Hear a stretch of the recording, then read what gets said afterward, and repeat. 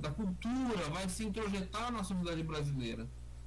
E aí, por exemplo, as roupas, os costumes, a religião, a maneira de família, como é que é o comercial típico de uma família? O pai, a mãe e uma criança, não é assim? Não é a família Dorian que o pessoal fala, né? Então, esse modelo social vai ser imposto aos poucos, paulatinamente. Quem lê o livro Mulato, por exemplo, do Aloysio Azevedo, vai saber que, por exemplo, é um livro de literatura realista do período final do século XIX, né? É um livro pouco conhecido, mas é muito interessante. Para você ver como é que a questão cultural ela perpassa as relações de classe. A relação de classe está lá, está dada, mas a relação cultural ela vai manifestar e vai fazer durar, ou seja, restaurar, recolocar a sociedade de classe e branca de tempo em tempo. Né? É uma estrutura que se reestrutura, se reconstrói o tempo todo. Né? Nesse livro do Mulato do Aloysio Azevedo, o homem livre, formado em Direito na Europa, na Universidade de Coimbra, né? Não pode casar com mulher branca. Mas antes ainda, quando na fazenda, onde ele era, onde a mãe dele era escravizada, era uma obrigação por parte da esposa do senhor da terra, o pai do mulato, obrigação ser católico e cumprir os rituais católicos cristãos. Aquele que não se sujeitava, aquela que não se sujeitava àquele tipo de fé, ele era menos humano, não participava daqueles rituais, então era menos pertencente. Né?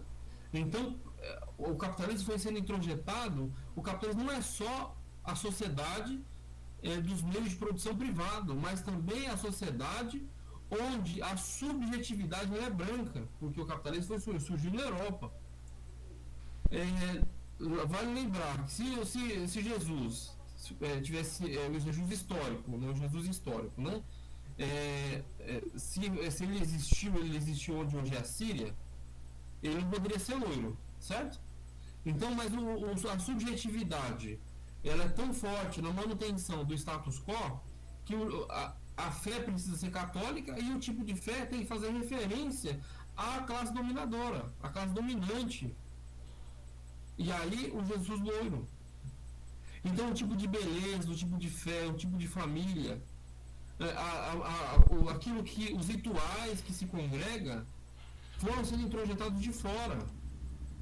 Daí, aquilo que a gente imagina como sendo rituais, né, os tipos de família, tipos de fé, né, maneiras de organização social do povo negro, não foi, não pode ser absorvido dentro dessa lógica. Essa lógica, ela é proibitiva nessa sociedade.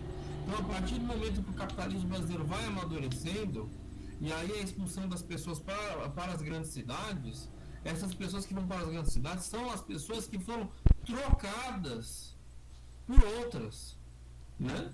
Através de um processo, através de uma política pública impressa em lei, a Lei de Terras de 1850, que vai pagar para trazer pessoas brancas para trabalhar nos melhores postos de trabalho da sociedade brasileira.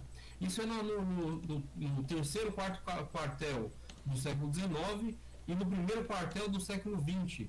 Quem tem dados mais precisos sobre isso é o Adalberto Cardoso.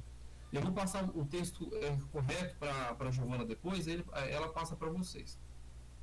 O sociólogo Adalberto Cardoso, ele mostra tabelas de trabalho formal no Rio de Janeiro, São Paulo, se eu não me engano, Porto Alegre e outros lugares, onde antes do processo, né, antes do processo de política pública para o trazimento de pessoas brancas da Europa, a população negra que estava indo para as cidades depois do processo abolicionista ocupava postos de trabalho melhor remunerados. Então, antes do processo de imigração branca, o povo negro ocupava postos de trabalho de melhor qualidade. A partir do processo de imigração branca promovido por política pública, esses postos de trabalho com mais qualidade, com mais segurança social, vão sendo deixados à população branca que vai chegando. Então, à medida que o capitalismo brasileiro vai se construindo e vai se solidificando, né,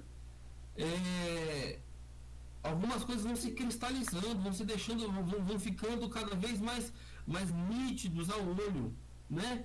Se antes a gente entendia, por exemplo, que o processo escravocrata, a pessoa que trabalha é tida como coisa, nas periferias, nas favelas, as pessoas que trabalham na terceirizadas, no trabalho informal ou no capitalismo de plataforma, são pessoas geralmente pardas ou negras. Então, no processo de construção da sociedade brasileira, vejam só, na comunidade que a gente chama hoje, pela senhora professora Ana Chaves, como comunidade política, a gente pega a esquerda brasileira, né? Na construção do SUS. O grande diálogo que vai ter a partir da construção do SUS, com a lei que vai partir de um artigo no SEBS, na experiência de Montes Claros, na década de 80. O que vai acontecer ali? Um grupo de médicos socialistas vai querer construir um instrumento de saúde universal, né, para todo mundo. Mas aí, olha só, essa é a grande chave, hein? Prestem atenção. Na tese de doutorado oferecida pela senhora Ana Chaves, lá na Unicamp, ela diz claramente, aliás, ela diz de maneira bem escura, bem nítida, né? Essa senhora diz o seguinte, que a comunidade política não defendia a universalização do SUS porque boa parte da população sindicalizada, da comunidade política de esquerda, os trabalhadores sindicalizados e organizados do Partido dos Trabalhadores, do Partido Comunista, lá na década de 80, né? Essas pessoas estavam no mercado formal de trabalho. As pessoas mais organizadas politicamente no Brasil estão no mercado de trabalho formal. E essas pessoas sindicalizadas têm acesso ao plano de saúde. E aí, se a gente for comparar o fenotipo das pessoas que mais têm, né, carteira assinada, estão nos melhores postos de trabalho, aí a gente lembra lá do Alberto Cardoso. São pessoas brancas. Daí a professora Ana Chaves reconhece, o SUS foi uma criação de um sistema de saúde para os pobres. E quem são os empobrecidos? Que ficam nos piores postos de trabalho?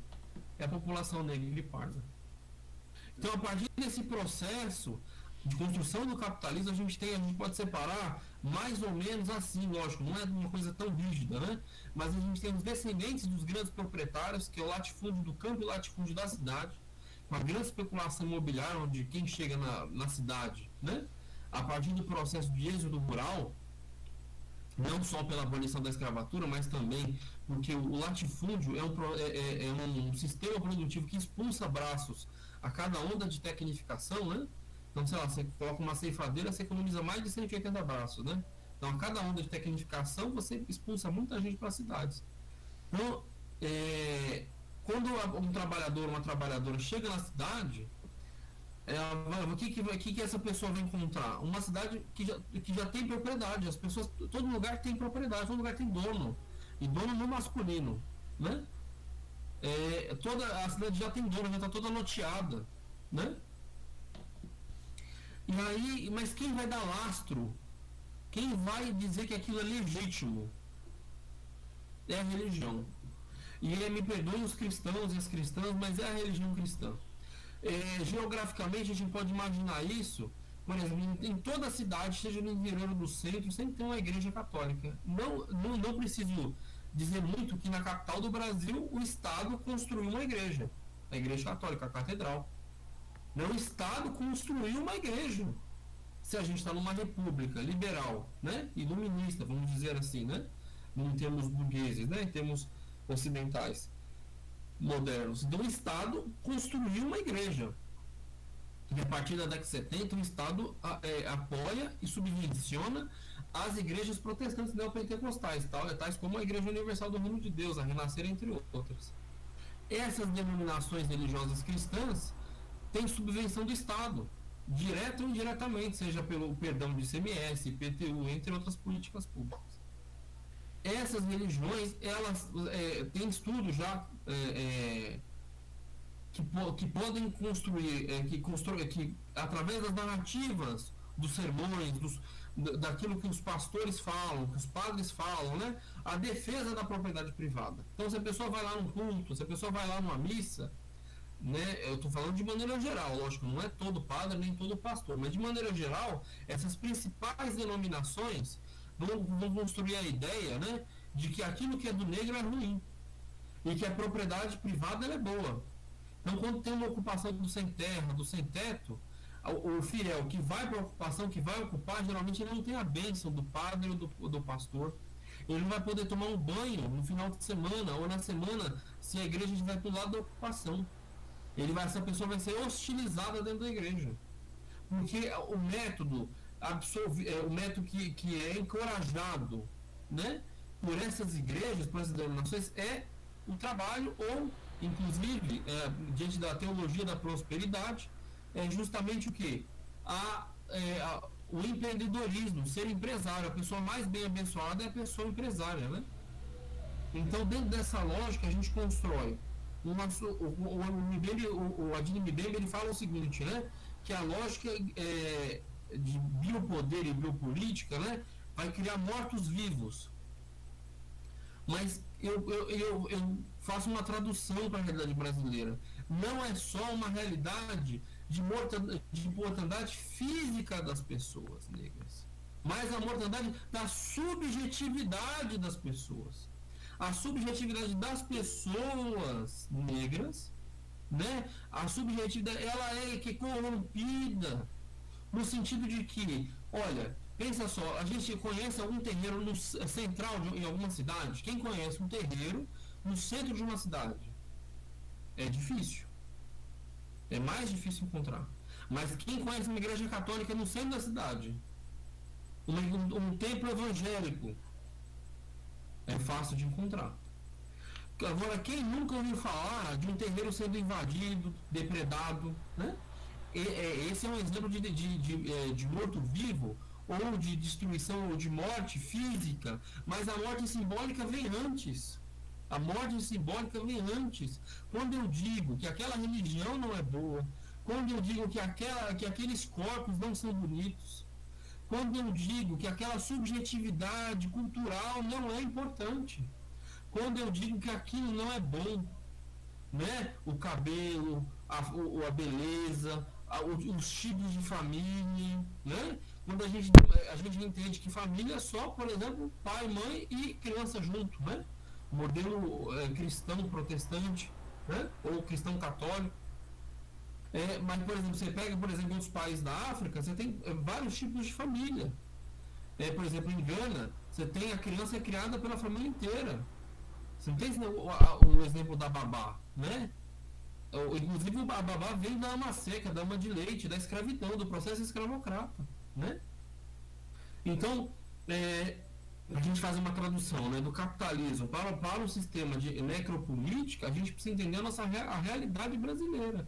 E a realidade brasileira de criar mortos-vivos, mas a partir da simbologia, do assassinato dos símbolos negros. Por que isso é tão importante? Primeiro, a capoeira era ilegal. Inclusive, quando a Polícia Militar do Distrito Federal foi criada em 1808, né? Uma das primeiras determinações era a perseguição aos capoeiras, né? Ou seja, isso está escrito, é um dado histórico de que a polícia nasceu para... Isso eu estou falando de um braço do Estado, nítido, mas em outras instituições, como a religião, né, a imprensa, né? Porque o sistema social não é só o Estado é o braço que a gente às vezes consegue ver com a polícia, certo? Que é o que chega inclusive na periferia. Mas quando a gente vê, por exemplo, que teve a ocupação do sem-teto lá no CCBB, que foi reintegrada, o que aquilo significa? Primeiro é o simbolismo, né? Quando a gente diz que a tolerância do Estado para uma ocupação pequena, com pouca gente, com uma escola pequena que oferece educação, uma integração, inclusão para as pessoas, para as crianças daquela comunidade. Quando a intolerância é tão grande para aquilo, o que a gente pode entender? A gente entender que qualquer memória, qualquer símbolo, né, de questionamento da propriedade privada, ela tem que ser destruída, tem que ser assassinada. Né? Então, a micropolítica, né? A partir do ódio a qualquer símbolo que lembre a resistência. Lembramos que até o José Murilo do Carvalho, que é um historiador branco, reconheceu que a grande preocupação da elite brasileira com a abolição da escravatura era o exemplo do Haiti. Porque qualquer lembrança ou qualquer fragmento de resistência, ela principia através da subjetividade. Quando a gente entende que a nossa religião ela é bonita, ela é boa, quando a gente entende que Exu não é demônio, quando a gente entende que o nosso cabelo não é feio, é bonito, que a nossa roupa não é feia, ela é bonita, quando a gente entende que a capoeira ela é linda, etc. Quando a gente entende que a nossa subjetividade ela é muito importante e isso agrega as pessoas. Quando as pessoas vão lá no terreiro, quando as pessoas vão na capoeira, quando as pessoas praticam uma subjetividade, um ritual comum, coletivo, as pessoas se agregam. E aí, a partir daí, pode nascer a resistência ao processo de necropolítica, de o poder branco. Lembrando que a propriedade privada é o caminho para a manutenção do status quo.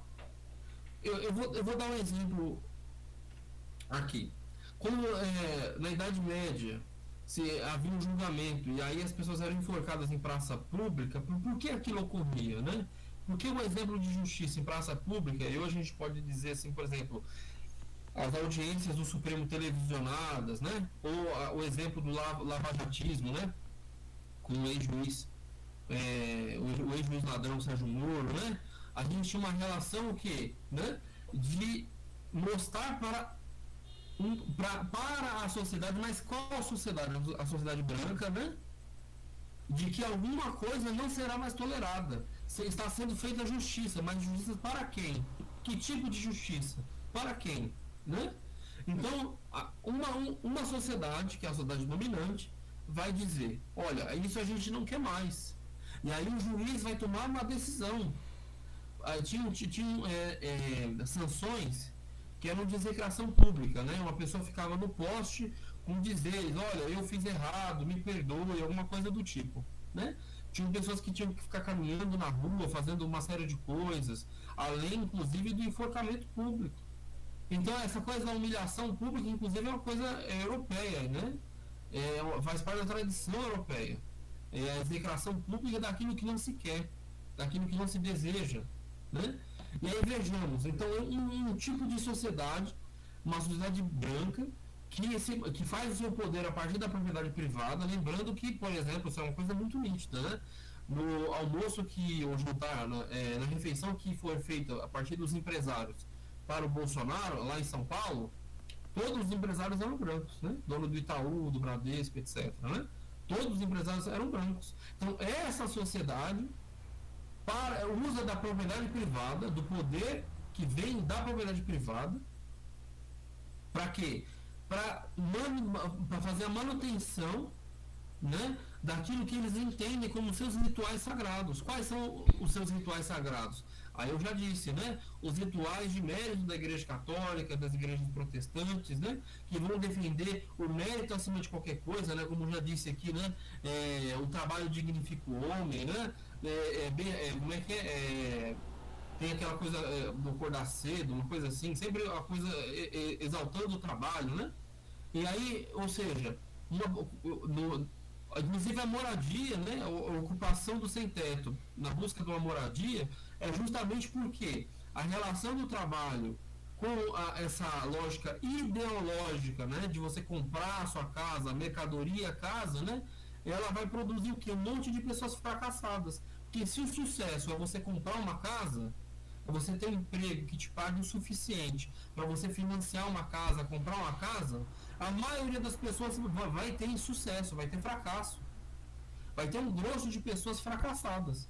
E essas pessoas vão entrar nos movimentos sociais, mesmo sendo fiéis.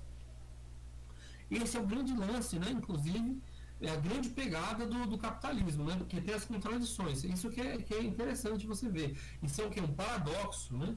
Você tem uma ideologia dominante, que vai dizer que tudo que é do negro é ruim, né? É uma ideologia capitalista dominante branca, porque o capitalismo ele é branco, né? E aí o que acontece? Esse capitalismo produz uma série de contradições. Uma dessas contradições é a pobreza, é a miséria e a falta de moradia, o déficit habitacional. Aí as pessoas, os negros que foram aculturados e viraram cristãos e defendem a ideologia, né, cristã, a teologia da prosperidade, né, aquela de que você tem que ser empreendedor, de que você tem que ser empresário, que você tem que comprar sua casa, etc. Essas pessoas se veem frustradas, inclusive com muitas pessoas entram em depressão, problemas, cometem suicídio, ou outras pessoas entram no movimento social e aí começam a questionar, né, a propriedade privada. Eu fui em algumas ocupações, inclusive aqui em Planaltina, onde eu moro, e aí, a partir das pessoas que eu conheci nas ocupações, a ocupação Quilombo de Anastácia, que já não existe mais, por exemplo, as mulheres com quem eu conversei, todas elas eram evangélicas, todas elas tinham a ideia de que compraram melhor, mas não conseguiram, elas trabalhavam, ganhavam muito pouco, moravam de favor, ou pagavam aluguel, mas não estava dando, estava muito difícil. E aí, quando chegaram na ocupação, os pastores assim começaram a afastar essas mulheres, começaram a estranhar essas mulheres, não aceitar mais a presença dessas mulheres. Essas mulheres começaram a ser rejeitadas na própria igreja. E aí, por exemplo, tinha uma das igrejas que ficava do lado da ocupação. E aí quem já foi em ocupação, sabe mais ou menos como é a dinâmica da ocupação, sabe que a pessoa precisa tomar banho, precisa cozinhar e precisa usar alguma estrutura próxima do acampamento, da ocupação, né? E aí, geralmente, essas igrejas não permitem que essas pessoas usem a estrutura da igreja para tomar um banho, para cozinhar, etc.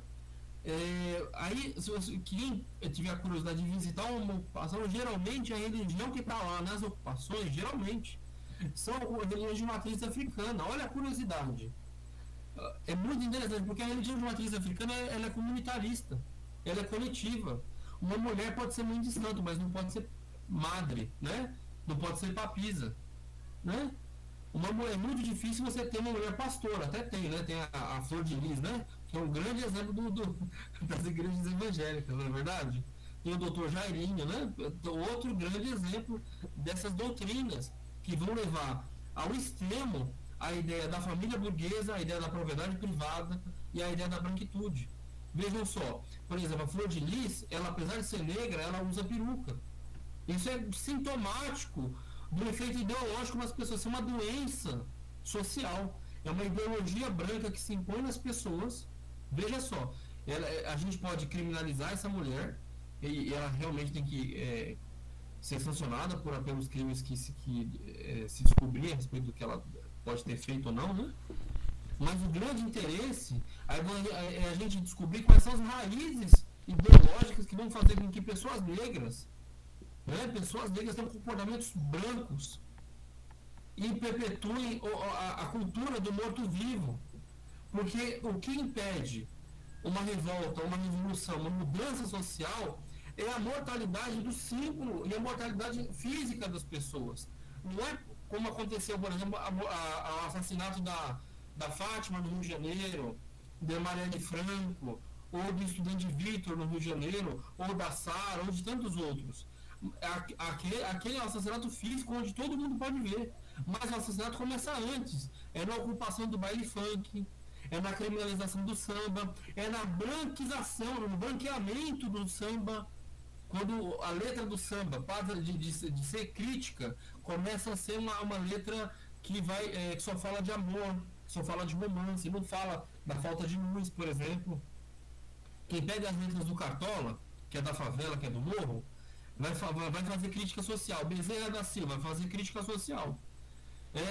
Quem pega um pagode da década de 90, por exemplo, né, nada contra o pagode, mas vai ver que geralmente são os pagodes que tem mais, inclusive, influência na mídia, na imprensa, certo? E aí você vai ver que as letras são muito menos críticas.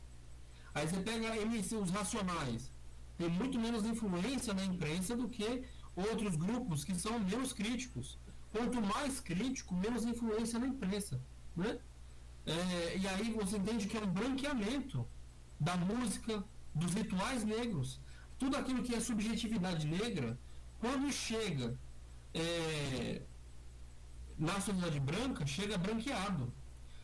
Por exemplo, a capoeira vera, né? Que aí tem faixas, tem todo tem campeonatos, a capoeira de origem afro-brasileira, né? É a capoeira de Angola, que não tem uma raiz competitiva, não é simplesmente um esporte, é um trazimento de cultura, de subjetividade, de resistência, né?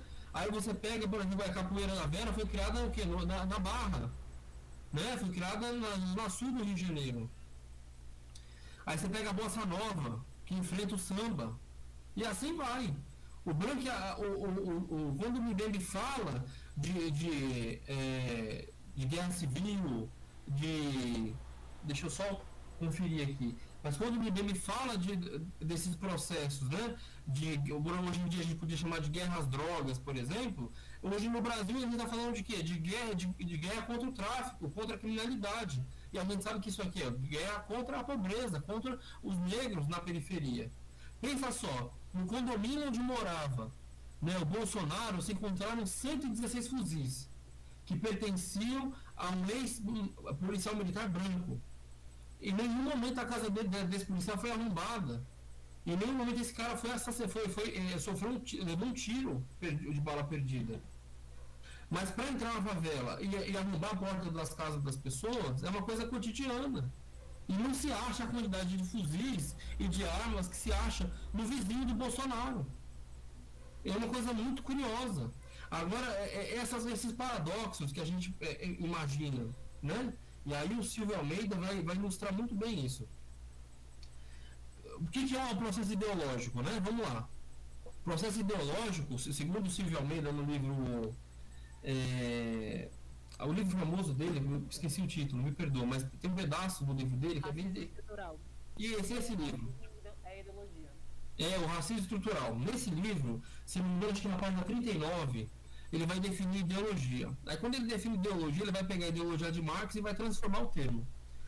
Marx, ele fala que ideologia, né, é a representação da burguesia, certo?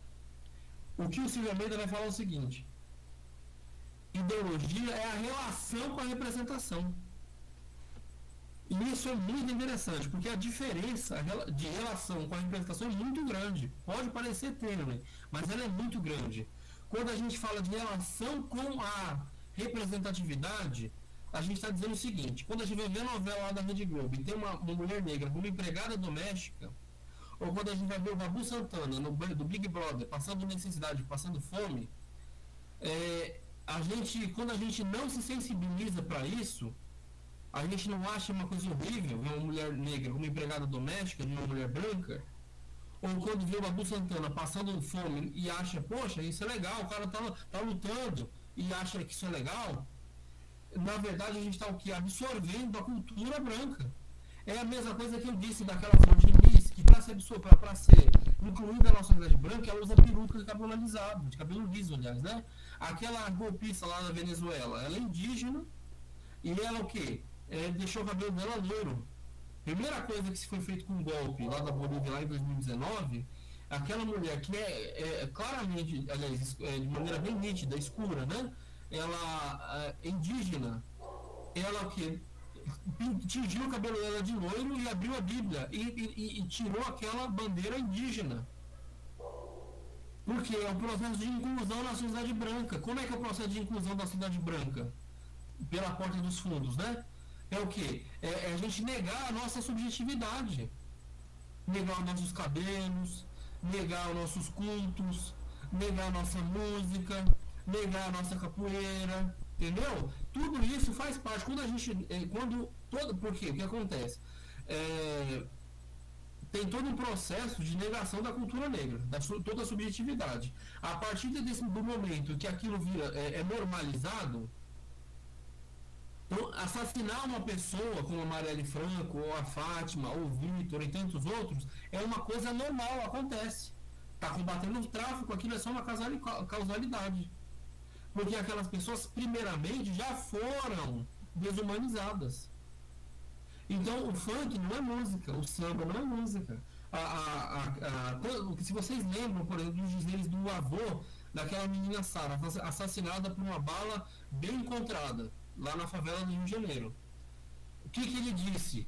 Ela era uma menina boa, ela fazia inglês e fazia balé. Olha só. Ou seja, ela estava incluída na cultura branca. Gente, por que vocês mataram a menina? Ela sabia inglês, ela fazia balé. Ele não falou. Ela fazia atabaque, né? Ela fazia atabaque e participava do ritual. Ela estava iniciada no terreiro X. Ela sabe Yengô, Bantu. Não, ele falou inglês e falou balé. Repito, a Flor de Lis, apesar de ser negra, ela usa peruca lisa. A golpista lá da Bolívia aloirou os cabelos e a primeira coisa que ela usou foi a Bíblia para dar o golpe militar. O que se usou para poder colonizar os indígenas e a escravização dos negros foi uma súmula papal do Nicolau V, lá em 1400 e alguma coisa, século XV, onde dizia que os índios e os negros não tinham alma, porque não aceitavam Jesus. E é a mesma justificativa que o Marco Feliciano diz, que os negros são amaldiçoados. Lógico, eu não estou falando, não estou dizendo que as pessoas não têm que ser cristãs, né? Eu estou dizendo que o processo de aculturação cristã é um processo racista. Esse é o ponto, né? Mas enfim, a adaptação do Mbembe vai por aí. Os mortos-vivos são primeiros mortos a partir da sua subjetividade, para se chegar, né, a tolir a toda iniciativa de subversão. Se, por exemplo, não tem integração de postos lá no CCBB, poderão haver o que? Novas ocupações. Então, só a memória ou só a possibilidade de que as pessoas poderiam, talvez, questionar a propriedade privada, não pode nem haver. E aí as pessoas são humilhadas, execradas, né? São assassinadas em ocupações sem teto, sem terra, por aí afora. Pessoal, era mais ou menos isso que eu queria dizer, tá bom? Desculpa, acho que eu tomei muito tempo, né? Não, tá ótimo. O senhor, na verdade, conseguiu terminar aqui no tempo que a gente tinha estipulado para poder abrir agora para os alunos, para os outros participantes. O senhor trouxe colocações excelentes, né? Então, agora eu abro para quem quiser se manifestar, né? Para quem quiser fazer pergunta também, pode ser pelo chat ou pelo microfone, né? Se sinta à vontade para abrir a câmera também. E é como eu falei aí, nós estamos gravando essa reunião, mas nós vamos cortar a fala dos alunos, né? A não ser que alguém venha a gente e deixe claro que não se sente desconfortável. Então, se alguém quiser se manifestar aí, fique à vontade. Oi, gente, boa tarde. Vocês estão escutando? Sim. Eu quero parabenizar, né, pela fala do Heitor, que foi bem completa, trouxe vários pontos, enfim, uma coisa bem ampla, uma gama de questões. Sobre falar sobre racismo, falar também que o racismo também é anticapitalista, né? E eu peguei no ponto que ele falou sobre essa questão que o capitalismo trabalha, né, sobre que é exterminar a nossa cultura preta, exterminar a cultura, tirar o sujeito preto como indivíduo na sociedade para trazer uma questão de urbanizamento cultural. Eu lembro muito bem que a gente pode estar falando sobre também, como que ele também trouxe, se eu não me engano, pode parecer muito repetitivo, a questão das instituições, né? Que enquanto a supremacia branca dominar essas instituições, ainda vamos ter a necropolítica contra a população preta, contra o genocídio preto. Ele falando sobre a bala que matou a Sara, me lembra também como que a gente estava colocando aqui, o Marcos também colocou sobre o terror, né? Que trouxe também o lado da Revolução Haitiana. Aquela ilhazinha caribenha que usou, como o Silvio Almeida coloca, fazer a revolução, tá pagando os preços até hoje, né? A gente também, nossa população preta ainda paga esse preço. E quando ele falou sobre a esquerda, é uma crítica que eu lanço também à esquerda. E quando a gente não tiver pessoas brancas comandando também a esquerda, a gente não vai ter ainda realmente políticas de ação afirmativa para nós pretos. Entende? Mas colocando um ponto mais assim que eu queria perguntar pro Heitor é essa questão. Você acha que se a gente moldar mesmo a esquerda realmente com pessoas brancas que detêm esse poder dessas instituições, a gente vai ter poder moldar a sociedade, transformar mesmo a sociedade para a nossa comunidade preta? E outra questão também que eu vou trazer aqui para você, que eu trago, é essa questão que fala que o racismo é ideologia, porque nos livros do Silvio Almeida ele coloca aqui muito bem que o que leva a naturalizar a ausência de pessoas negras, escritório de advocacia, e também sobre essa questão de meio que apagar a nossa cultura e ter uma resistência, é a questão do terror, né, trazendo novamente. Esse terror que trouxe, que permite que a confortação das nossas almas pretas dentro de uma sociedade. Como que a necropolítica se instala dentro disso tudo, dentro desse apagamento dessa cultura. Eu sei que você colocou muito bem, mas eu queria colocar mais ainda como que coloca mesmo esse apagamento dessa cultura, dessa vida, desse confortamento das nossas almas pretas pelo meio do terror. E se você acha que a gente mudando, transformando, colocando pessoas pretas que detêm esse poder da esquerda, podemos transformar realmente a cidade por políticas de ação afirmativa para a nossa comunidade preta? Thalisson, muito obrigado, viu? São perguntas muito boas, agradeço, mas assim, o que eu quero dizer primeiro, tem um livro muito interessante que é do Darcy Ribeiro, O Povo Brasileiro. Ele cita um município lá de Pernambuco, eu não vou lembrar agora qual que é o município, e o município de Santa Catarina. Ele vai pegar esses dois municípios e vai comparar ao índice de desenvolvimento humano, que é a expectativa de vida, ano de escolaridade, etc. E aí ele vai dizer assim, ó, esse município de Santa Catarina, ele é mais igualitário porque a propriedade ela é diluída, ou seja, o poder que é conferido às pessoas lá naquele município de Santa Catarina, ele está diluído. Então as pessoas comungam com poderes parecidos. E aí em Pernambuco, naquela região onde ele fala lá, é uma região extrativista, e o poder não está diluído, está concentrado numa pessoa só, uma pessoa branca.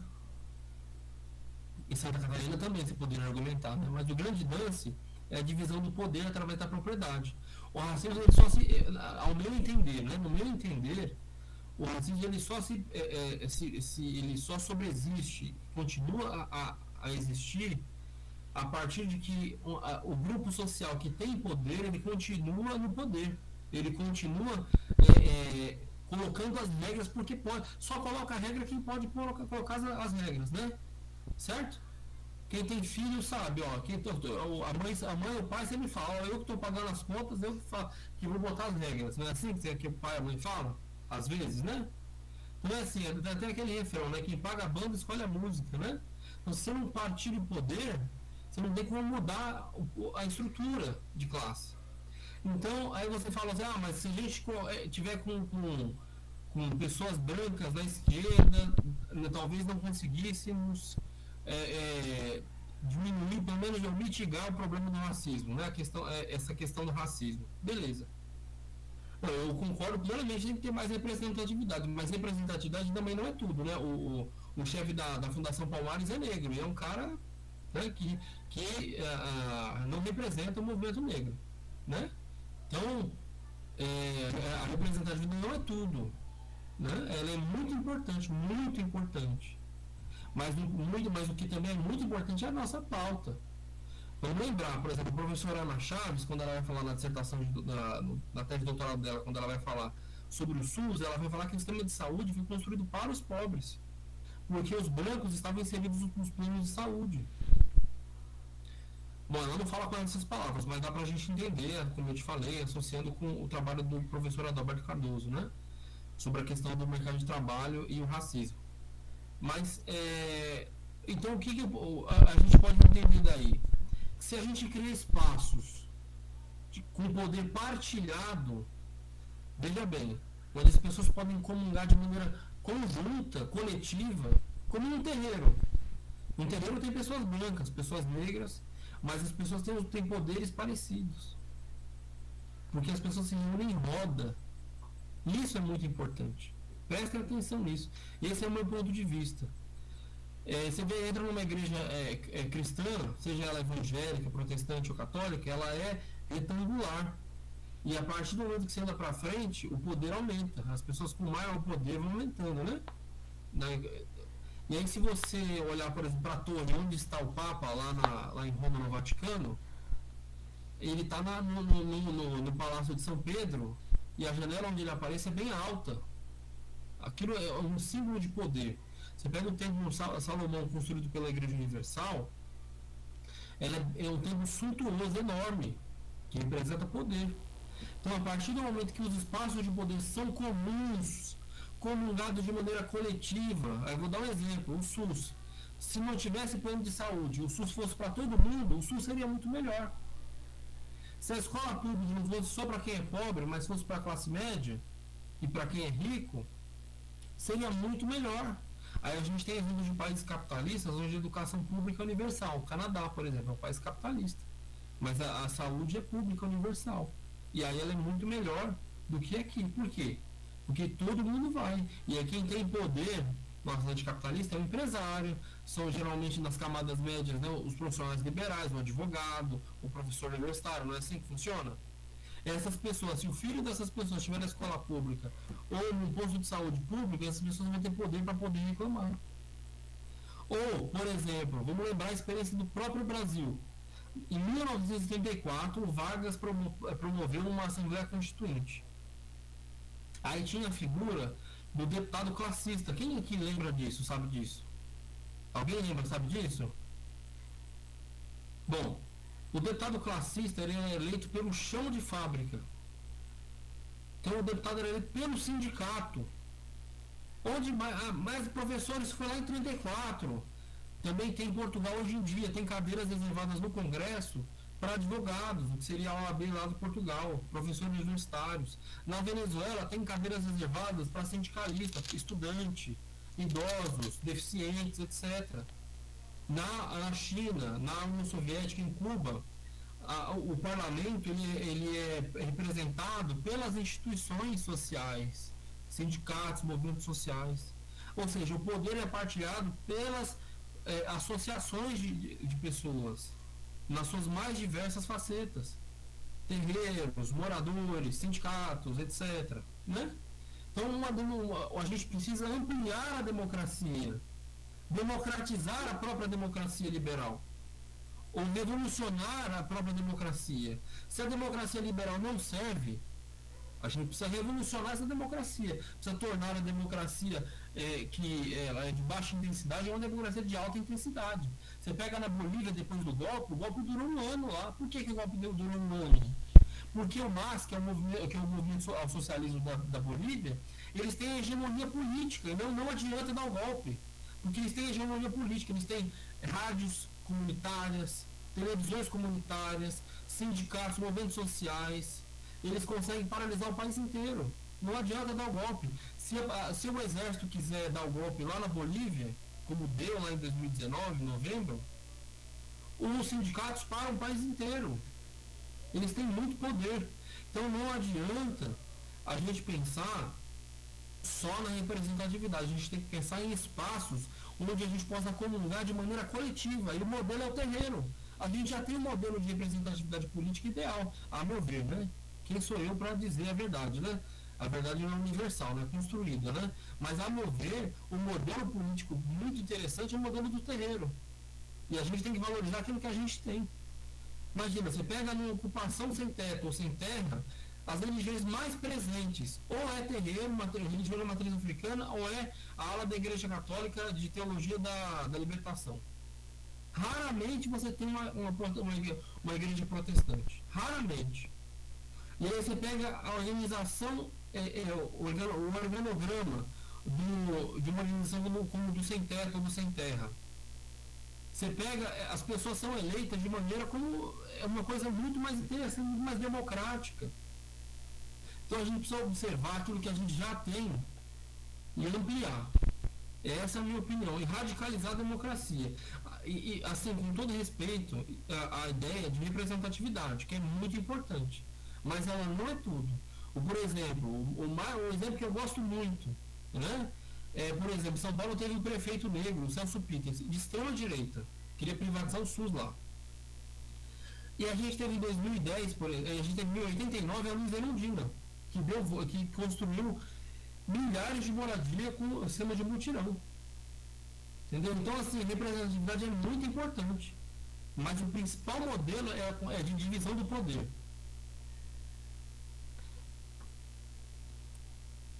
Heitor, posso falar? Ah, não, desculpa. Você me explicou direitinho. Eu tava com essa dúvida realmente. Então, basicamente é isso. A gente tem que precisar transformar a democracia em si para ser mais inclusiva para todas as minorias, para ter representatividade lá dentro do poder, para a gente dominar a questão do poder e ter realmente uma democracia sólida, entre aspas, e válida para todos, assim, no geral. Aí eu lembro essa questão que você falou sobre que o terreiro é uma forma como que a gente pode mudar o poder e a instituição, a democracia, enfim. Eu lembro também sobre a questão que você falou agora sobre a Igreja Católica, né? Que a gente pegar sobre a administração da Igreja Católica, ela é muito sólida, muito forte, né? E a gente pegar sobre essa questão, que a questão da administração, né? Levando um pouquinho mais para a administração, a teoria de Taylor sobre a questão da administração e etc., do meio de trabalho, da produção, é exatamente uma administração construída por pessoas brancas, por pessoas que detêm o poder, um seleto grupo. E eu tô pensando aqui agora, se a gente então pegar, transformar a democracia, essa instituição que não posso, não, transformar a democracia para todos seja inclusiva, aí a gente pode transformar a sociedade uma sociedade mais igualitária, certo? Tudo bem. Mas como que ainda dentro do sistema capitalista, o capitalismo foi construído para um seleto grupo. O que a gente vê hoje, essa questão da família, entre aspas, a família tradicional, os modelos tradicionais de uma família, de uma cidade, de uma pessoa, são construídos por um seleto grupo, uma seleta pessoa. E a gente sabe que ainda essas pessoas, felizmente, dominam essas instituições, esses poderes. A gente, então, além de transformar assim a democracia, colocando uma coisa mais inclusiva, a gente precisa também transformar essas instituições automaticamente, que coexistem, que rotulam nossos corpos pretos.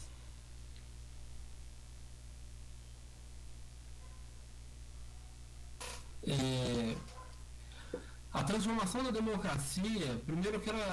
Tem uma pessoa que entrou aqui que é um amigo meu de muitos anos, é o Matheus. Eu quero agradecer que ele veio e fico muito feliz. Muito obrigado por aparecer aí, Matheus. Eu quero lembrar, o Boaventura Sousa Santos, quando ele fala sobre as esquerdas, ele fala que ele entende revolução como revolucionar a democracia, né? Ele vai entender a democracia, o processo de revolucionário hoje em dia no século XXI, né? Como uma radicalização dos processos democráticos. Ele vai lembrar que, por exemplo, o processo da Bolívia, do Equador, da Venezuela, onde, por exemplo, as instituições são transformadas. Na Venezuela tem um parlamento comunal de associações comuneiras do país inteiro. Tem uma associação de padarias comunitárias do Brasil, da Venezuela inteira, com mais de 300 padarias, uma coisa assim. Padarias feitas com... Vejam só essa questão subjetiva, isso é importante. Não é só a padaria, vamos lá, vamos olhar. A gente come pão com farinha de trigo, né? Na Venezuela, o trigo a gente importa. Historicamente, a gente não comia muito trigo. Na década de 50, os Estados Unidos mandou um monte de navio de trigo, a gente experimentou e a partir de então começou a produzir e importar, né? A Venezuela não foi diferente. E a partir do processo revolucionário, eles começaram a usar farinha de mandioca, que era uma coisa produzida lá. A revolução, ou a radicalização da democracia, ela vem a partir das coisas, da nossa subjetividade. É aquilo que a gente come, é um pequi. A revolução começa com um pequi, com um terreiro. Entendeu? Pode parecer uma bobeira, mas é muito interessante. Porque se a gente olha para todas as nossas categorias democráticas da nossa vida ritual mais familiar para as pessoas, principalmente para as pessoas negras. A gente tem um terreiro, que a gente se organiza em roda. A gente tem a farinha de mandioca dos indígenas. Né? A gente tem toda uma roupa feita para o calor. A gente está num país tropical, isso é importante se dizer. Né? Você vê que a subjetividade importada, isso é relevante. Né? A maneira como a gente se veste, a maneira como a gente fala. Por exemplo, quando a gente vai falar que escuta música, você fala, eu escuto música internacional. Vocês já ouviram falar disso, né? Aí a música internacional é que é onde? Música norte-americana, em inglês. Não é a Mercedes Sosa, não é a Cumbia, né? Então a gente está associado, a nossa subjetividade está associada ao que é branco e anglo-saxão. Então, para radicalizar e transformar a democracia, a gente tem que pensar em espaço, mais uma vez, onde a gente possa comungar o poder, né? De maneira coletiva, onde o poder seja a decolonialidade, João Vitor, é isso, a decolonialidade. A decolonialidade vai a partir do que? Isso é muito importante, a decolonialidade, João Vitor, muito obrigado. Essa semana, olha, vê como seja, que o processo descolonial no Brasil e na África é diferente. Enquanto no Brasil e na América Latina a gente forma uma subjetividade a partir da elite branca que fica na América espanhola e portuguesa, na África já existiu uma cultura fundada e a escravização era uma dominação física e também psicológica, subjetiva, mas já existia uma sociedade antiga, onde é hoje Moçambique, né, onde é o Congo, o Quênia, o Gana, assim por diante, certo? Quando você tem agora a Angola, né, a expulsão de 7 pastores da Igreja Universal, a gente tem o processo de dizer, assim, a reafirmação de dizer que aquela colonialidade do poder ali não vai imperar. Para você colonizar um país que tem uma subjetividade forte é muito mais difícil. Por isso que o processo de descolonização, né, você pega do Vietnã, da China, ou mesmo no processo revolucionário russo, soviético, é muito diferente do processo latino-americano.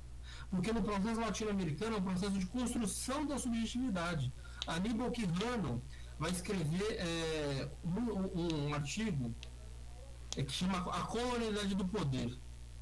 O Aníbal Quijano vai entender que a formação do hemisfério ocidental vai construir uma subjetividade, né, onde existe a colonialidade do poder a partir da raça, né? E a partir não só da raça, mas do entendimento do que é a raça, com o poder da propriedade privada.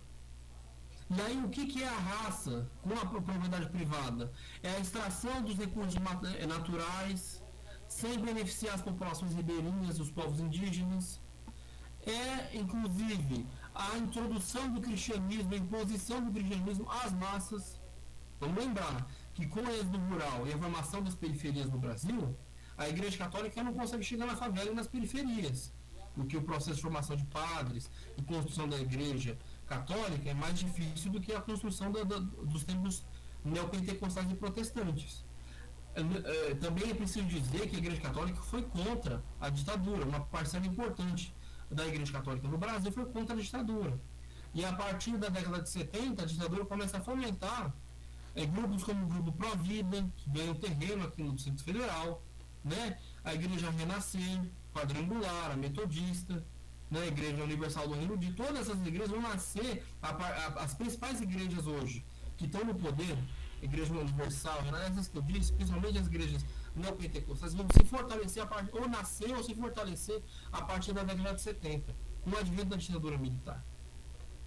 Então, Thaleson, a formação como a Naná disse, né, uma alteridade a partir da noção da raça que permanece como projeto, né? A alteridade só vai se dar a partir do poder partilhado. Não adianta a gente querer colocar a nossa subjetividade, né? E manter a nossa subjetividade enquanto a gente não criar esferas de poder, e aí são ocupações, né, os movimentos sociais que constroem uma imprensa alternativa, que aí a gente coloca as nossas músicas, a nossa palavra, né, assim como espaços como esse. Né? A construção da nossa subjetividade, a nossa corporeidade, a nossa intelectualidade, a partir desse processo de criação de hegemonias, né, midiáticas, da beleza, da estética, né, do poder, a partir daí a gente vai conseguir disputar o espaço da alteridade. Seria muito difícil a gente imaginar que os brancos vão simplesmente nos respeitar por simpatia. É Professor, muito difícil pensar nisso. Ou por afetividade.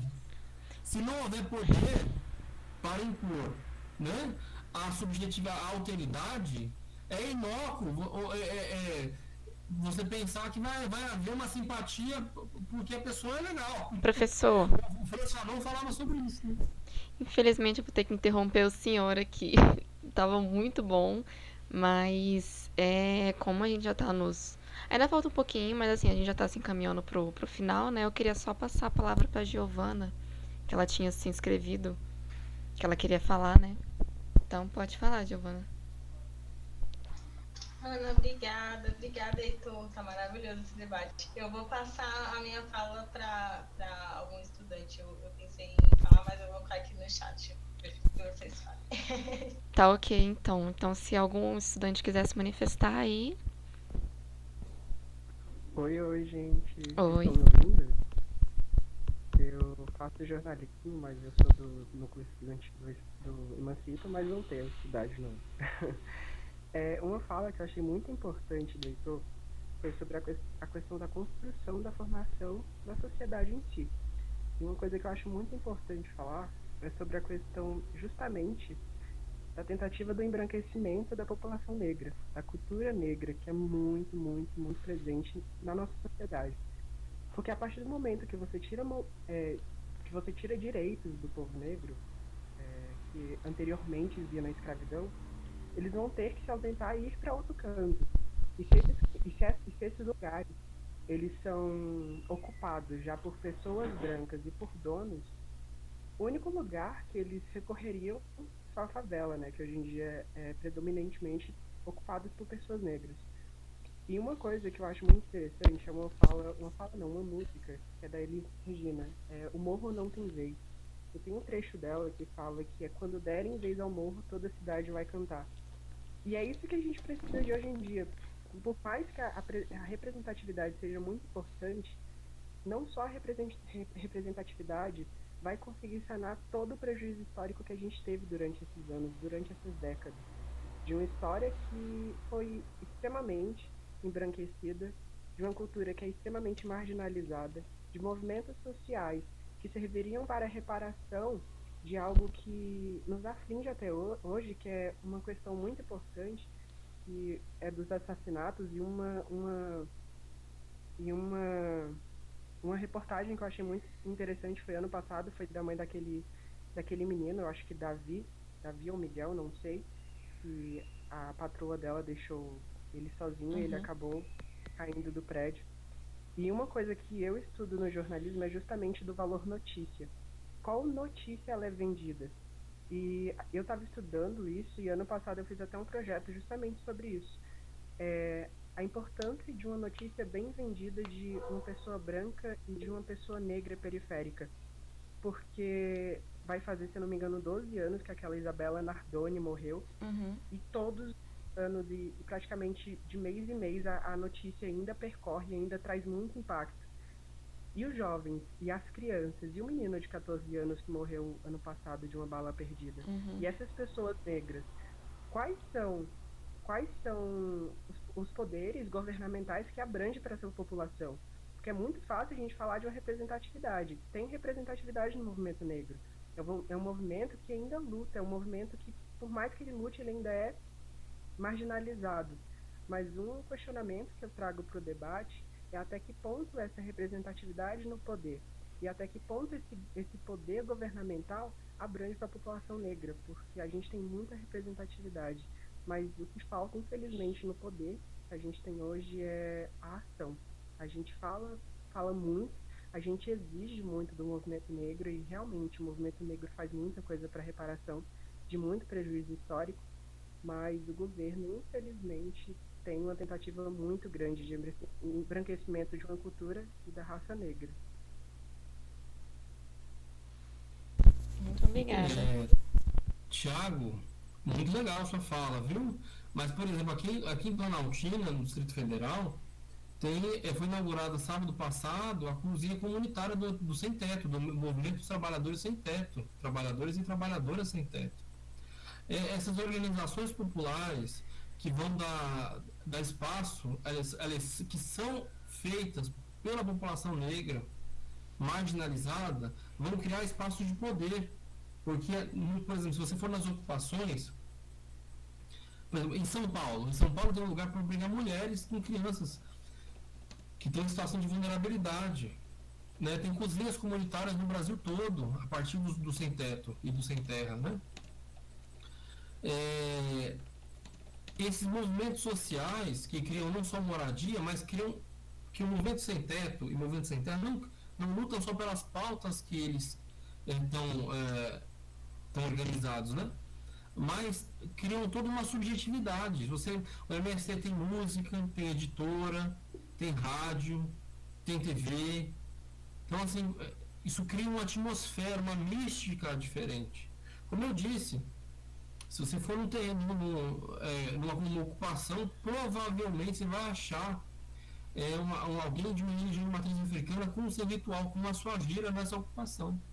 E muito raramente você vai achar um culto. E talvez você ache uma missa, mas é muito mais raro você achar um culto. Isso tem muito significado.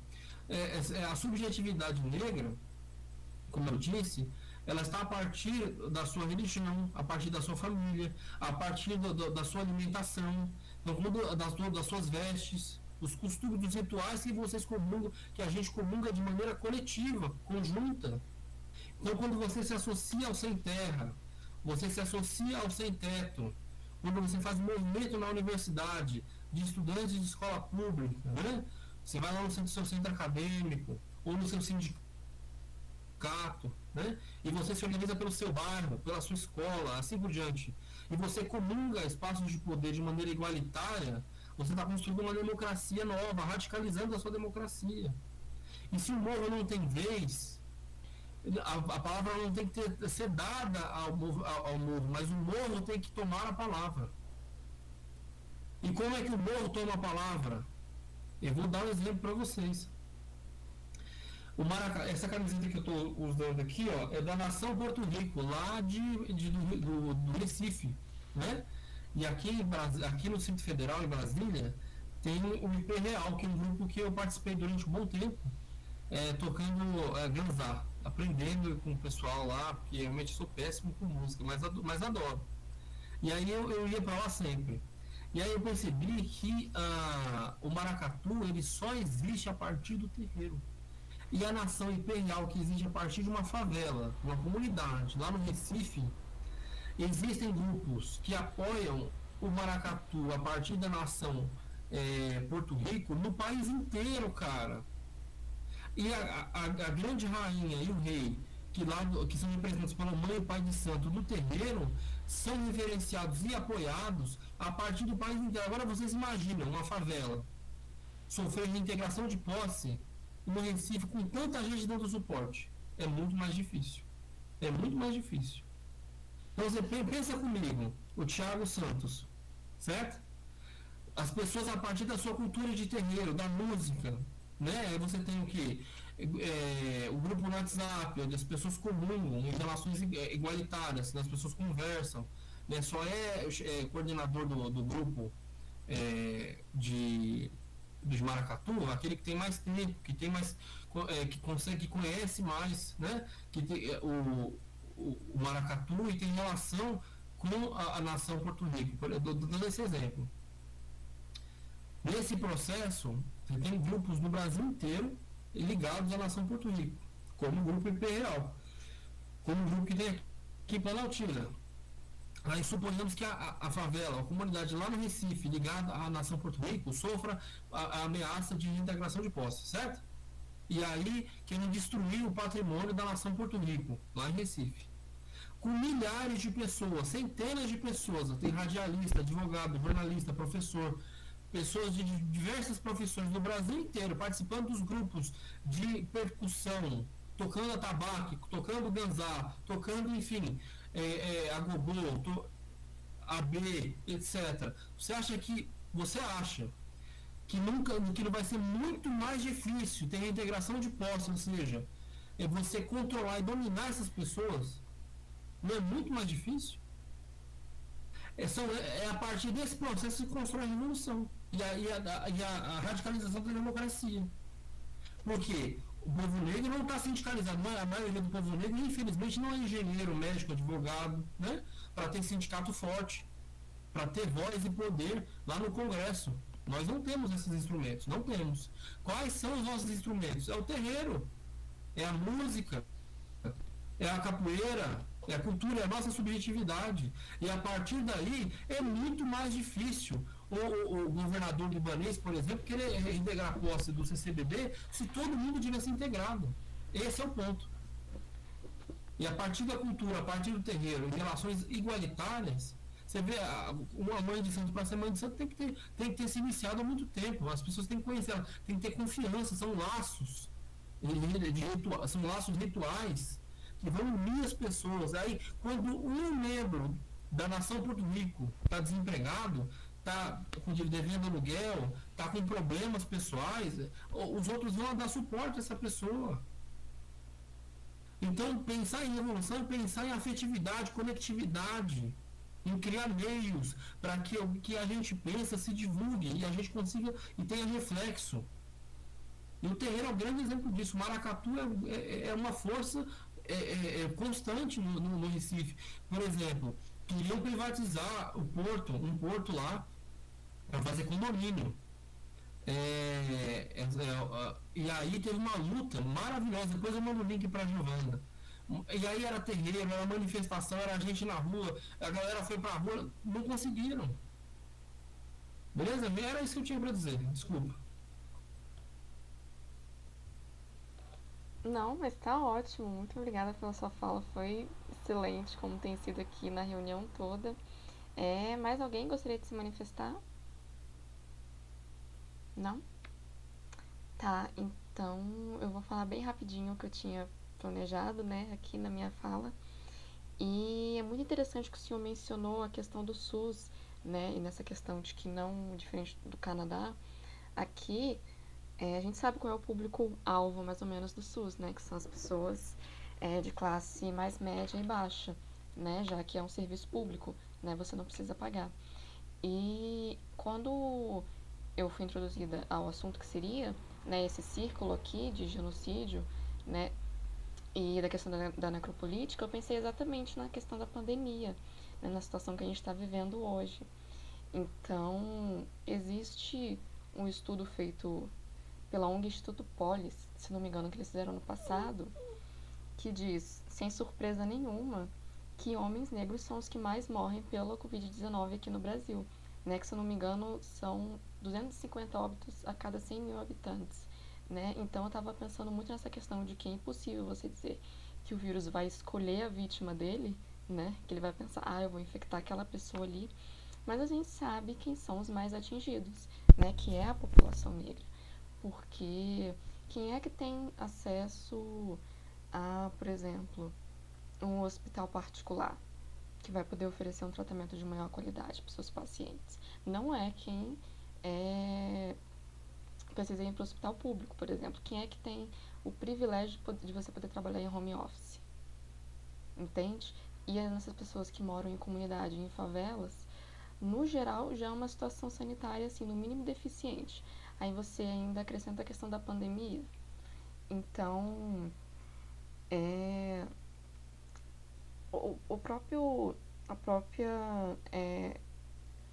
as coisas que a gente tem visto saindo da boca do governo, né? desde que essa loucura toda começou, assim, deixa bem claro esse projeto de genocídio mesmo, né? Então, é isso que eu tinha pra acrescentar hoje. Passo a palavra pro Marcos, caso ele queira falar alguma coisa. Acrescentar aqui, né, e agradecer a fala do professor Heitor. É muito, muito interessante, né, por causa que a gente que vem acompanhando o jornal, a gente que vem acompanhando a imprensa, a gente está acostumado a ver a palavra necropolítica, né, ela vai aparecer de diversas formas ultimamente, né, quase que esvaziando o sentido, né, mas muitas vezes ligado à morte só ao abatimento físico por meio da guerra às drogas, né. Toda vez que fala de guerra às drogas, a palavra necropolítica é acionada. E a fala do professor Heitor foi muito elucidativa assim, para a gente entender as dimensões da necropolítica, como ela vai atuar para além disso, né? Quando você afasta as pessoas do sistema público, quando você está acabando com o sistema público de saúde, você está promovendo política, né, de morte, né? Quando você não fornece direitos básicos às pessoas, e a gente sabe que as pessoas que vão ficar mais afastadas desses direitos básicos são as pessoas que moram nas periferias, e a gente também está falando de necropolítica.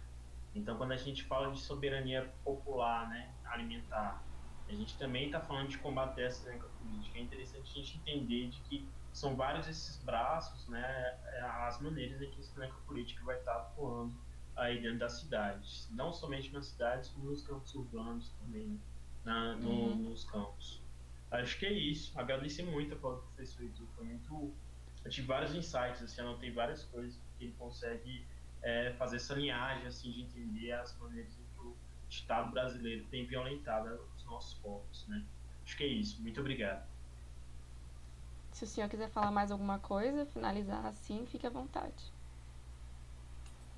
Poxa, só tenho a agradecer, né? Poxa, eu quero agradecer também, tenho dois amigos que vieram. Assim, eu tenho outras pessoas que vieram, mas eu não consegui visualizar, né? Que eu convidei. Mas a Tuane, e eu já falei, né, do Matheus, que são amigos meus há muitos anos, né? Mas enfim, eu quero agradecer mesmo ao convite da Giovana, né? A intermediação da Ana Irene, que agora é minha amiga lá no Instagram, né? Enfim, gente, eu quero, bom, primeiro, né, deixar bem claro que, por exemplo, que eu não estou dizendo que a fé cristã não deve, de maneira nenhuma, a pessoa deve ou não seguir determinada fé, né? Não é esse o ponto, mas que a fé cristã foi usada para colonizar os corpos e as mentes negras e indígenas, isso é fato histórico, né? E a partir desse processo, né, de decolonial, a gente pode entender a Angola expulsando os 7 pastores. A gente pode entender agora o Supremo decidindo que, poxa, pode fechar o templo, sim, né? Inclusive a Confederação dos Terreiros do Brasil já está fechada faz tempo, né? Porque está preocupada com a vida das pessoas. Você vê como é que a diferença é muito interessante, né?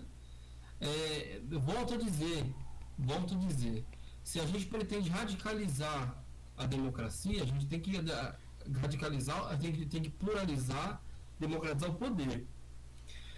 E nós, né, que viemos das comunidades, nós que trabalhamos há muito tempo, né, eu era garçom, o Matheus também foi garçom, morou na Casa Estudante lá em Santa Maria, no Rio Grande do Sul, né?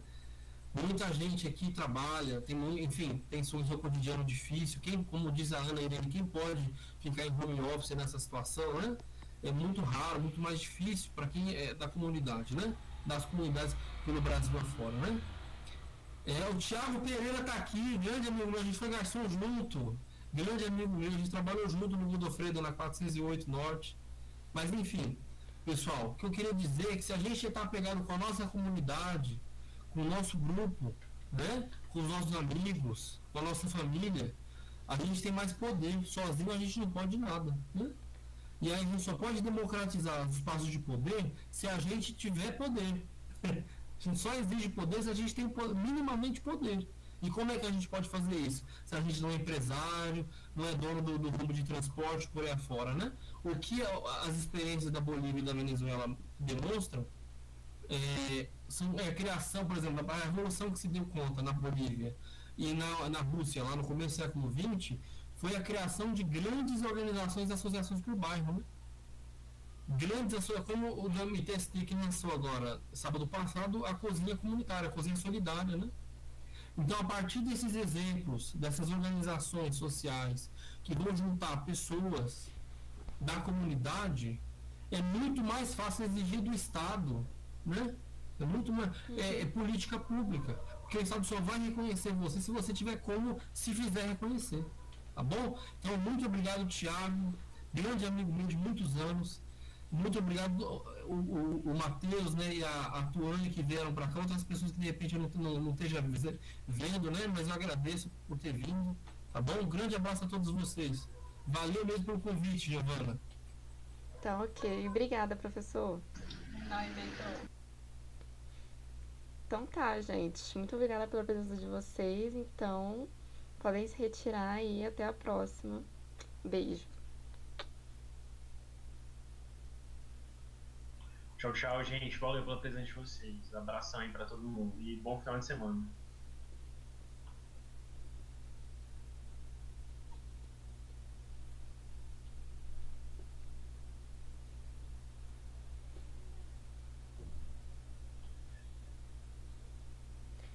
Então tá, eu vou terminar de gravar aqui então. Vou parar a gravação e é isso, vou fechar.